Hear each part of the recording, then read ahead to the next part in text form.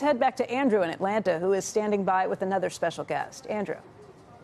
Hey, thank you for that, Becky. All morning, we've been coming to you live from the 2019 Hope Global Forum, where business leaders are gathering, CEOs all across the country coming here. Jack Dorsey arriving, I believe, this morning, of course, from Twitter and Square. Joining us right now is the founder of that organization behind it all, friend of the show, John Hope Bryant, CEO of Operation Hope, and it's great to see you here.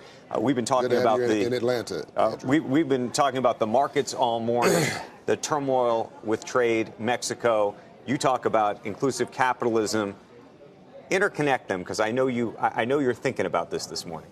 Well, look, there is a need to push back, and there's a need to find the right balance. So I think that in some ways the administration is doing what they think they need to do.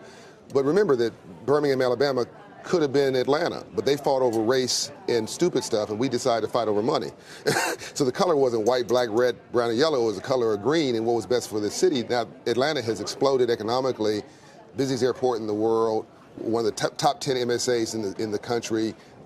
People are getting along, prosperity, right. Enough prosperity to go around, and economic growth for all. And we're finding that sometimes that the tail wags the dog. That if my rich friends want to do better, they need my rich friends want to stay rich. Need to make sure that my poor friends do better. Whether those poor friends are in the south side of Atlanta or on the west side or in Mexico or in Africa or in China is irrelevant. We're a nation built on immigrants. Well, let me ask you, though, about that, because we may be a nation built on immigrants, but legal immigrants. Yeah, so the question is it appropriate to use trade or tariff sanctions, if you will, to effectuate this other issue? That's what we were just talking about with Bill Daley.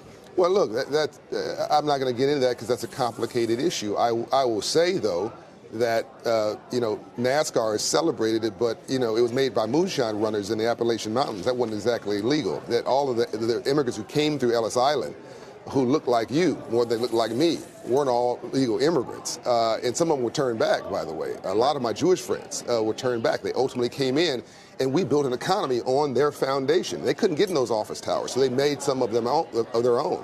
Goldman Sachs was a guy named Goldman and a guy named Sachs selling financial services door to door.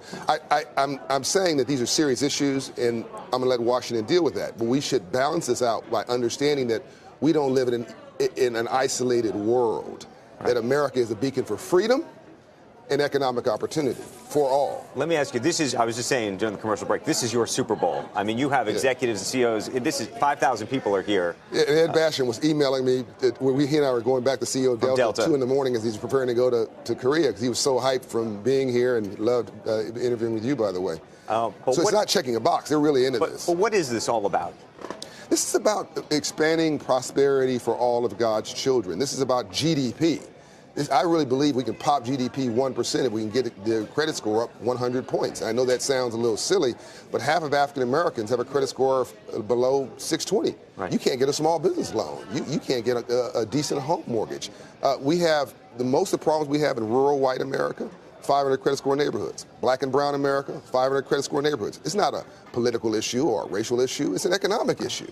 AT&T last night announced a new partnership with you and your organization to Hope go inside the workplace. Explain what that is. The average worker spends 28 hours a month at jobs, stressed out and immobilized about money. The average worker. That's half a work week. So we're trying to provide financial well-being. We're doing it at Hope Inside at Delta. We're doing Hope Inside at UPS. The CEO of UPS will be here later today. And now we're doing Hope Inside at AT&T. For their call center employees that if you can't pay your workers more right now, treat them better. Right. Let's just give them some financial well-being, some financial coaching, so they have the resiliency to lean in and make your company better. We're going to do that at scale across this country.